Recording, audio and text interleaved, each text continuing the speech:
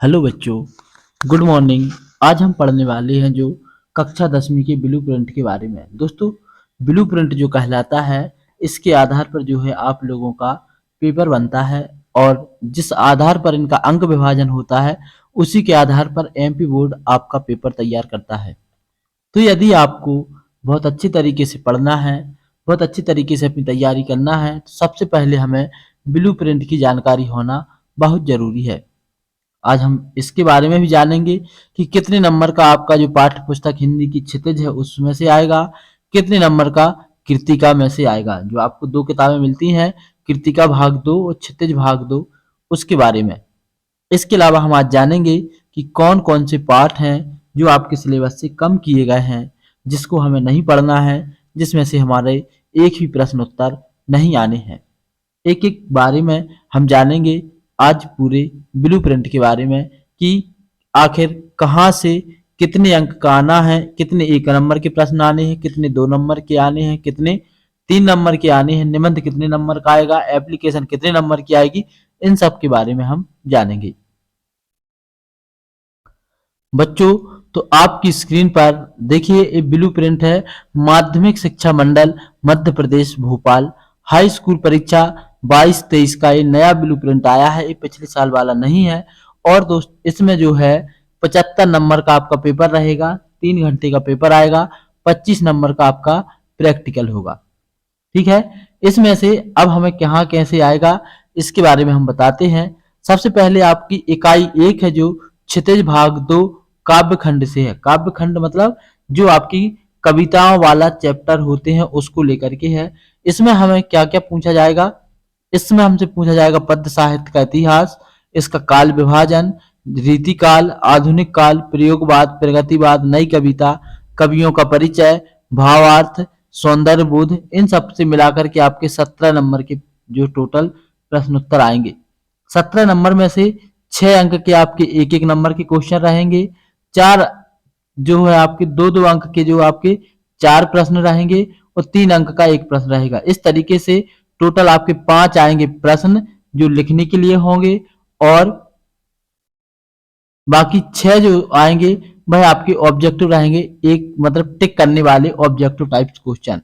ठीक इसी तरीके से जो है आपका इकाई 2 में से आएगा कि इकाई 2 में जो है आपकी टोटल 10 नंबर का आएगा। कितने नंबर का? 10 नंबर का।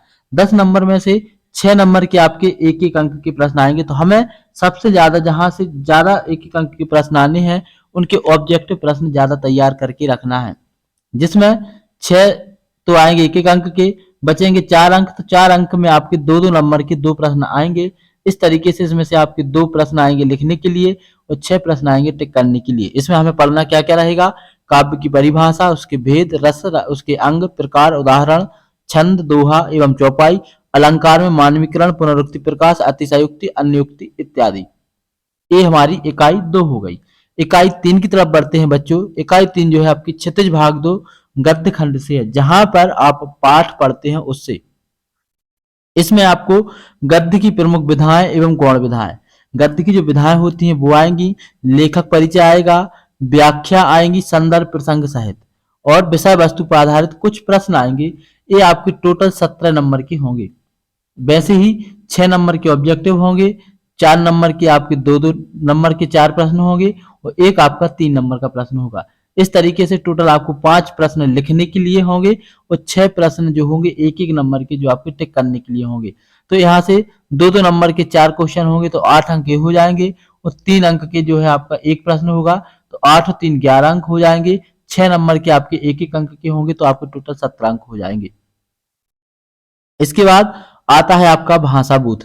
भाषा बोध में आपसे पूछा जाएगा जो संधि, समास, वाच्य, क्रिया के भेद, क्रिया विशेषण, इसके अलावा मुहावरे, लोकोक्तियां, अनेकार्थी शब्द, वाक्यांश के लिए एक शब्द, वाक्य के भेद जो अर्थ के आधार पर होंगे केवल, शब्द शक्ति, शब्द गुण का सामान्य परिचय। टोटल यहाँ से आपको 8 अंक का देखने को मिलेगा, जिसमें से एक एक अंक के 6 प्रश्न होंगे दोस्तों।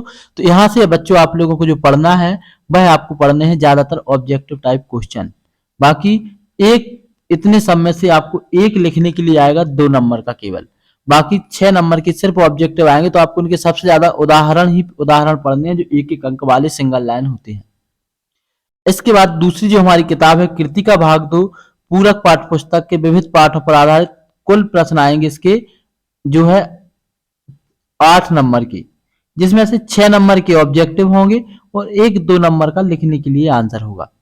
इसका हमें विशेष ध्यान रखना है कि हमें ऑब्जेक्टिव ज्यादा पढ़ने हैं, क्योंकि ऑब्जेक्टिव हमारे ज्यादा आ रहे हैं। यहाँ से 1-2 नंबर का पूरी किताब से प्रश्न आना है, तो आप पूरी किताब के पूरे प्रश्न उत्तर बिल्कुल भी नहीं पढ़ते हैं, सिर्फ इसके ऑब्जेक्टिव पढ़ लेते हैं, तो भी आपकी एक किताब पूरी तैयार हो जाएगी। इसके पास एक इकाई 6 से आएगा अपठित बोध है, जो 4 नंबर का आपका अपठित गद्यांश आएगा, उसी में से प्रश्न उत्तर आएंगे और उसी में से आपको ढूंढ करके लिखने होंगे। इसके बाद एक आएगा आपका पत्र में आपको औपचारिक और अनौपचारिक पत्र आएगा, जो केवल एक आएगा और 4 नंबर का आएगा। 4 नंबर का आना है तो एक ही पत्र आएगा, प्रार्थना पत्र हो सकता है, आवेदन पत्र हो सकता है, तो एक ही आना है।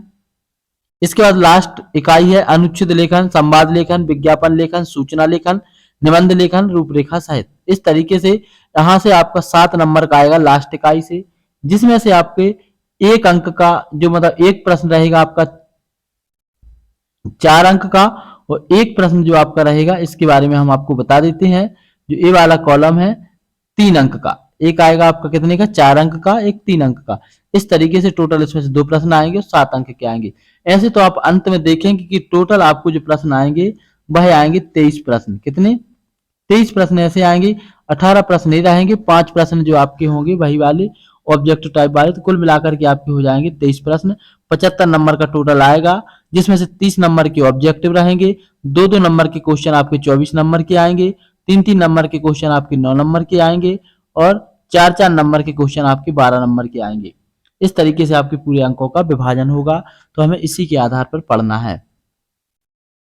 इसके अलावा हमारे सिलेबस से कुछ चीजें खत्म की गई हैं जो इस साल हमें नहीं पढ़ना है। क्या क्या?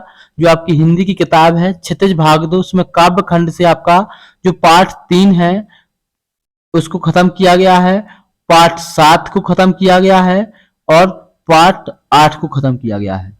इसके अलावा जो आपके पाठ लेसन वाले हैं, जो कविताएं नहीं है, उसमें पाठ 13 को खत्म किया गया है, पाठ 15 को खत्म किया गया है।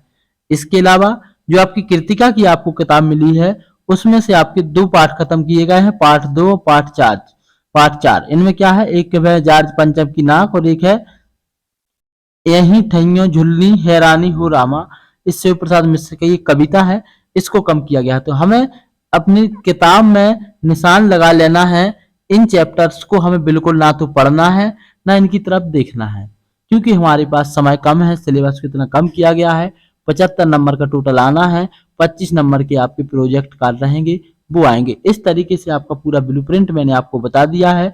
अब आपको क्या करना है, इसी के आधार पर जो आपका ये ब्लूप्रिंट है आपको अपनी तैयारी स्टार्ट कर देनी है। आप इस तरीके से यदि पढ़ते हो तो निश्चित ही आप बहुत अच्छे अंक हासिल करोगे और आप अपने स्कूल में, अपने ब्लॉक में, अपने प्रदेश में, अपने जिले में टॉप करोगे यदि आप इस तरीके से बहुत अच्छे तरीके से नियम से पढ़ते हो। तो बच्चों आज हमने पूरा जाना ब्लूप्रिंट के बारे में। अब हम आगे से क्या करेंगे कि प्रत्येक इकाई बार हम एक एक इकाई कंप्लीट करते जाएंगे और हम जानेंगे पूरे सिलेबस के बारे में। तो आपको हमारे चैनल को सब्सक्राइब कर लेना है, अपने दोस्तों तक इसको शेयर कर देना है और वीडियो को लाइक कर देना है और कमेंट करके जरूर बताना है कि आपको कौन से चैप्टर के प्रश्न उत्तर में कठिनाई आ रही है, ताकि हम उस पर वीडियो बना सकें। आज के इस वीडियो के माध्यम से इतना ही। आज सभी बच्चों के लिए पुनः सभी के लिए शुभ रात्रि, जय हिंद।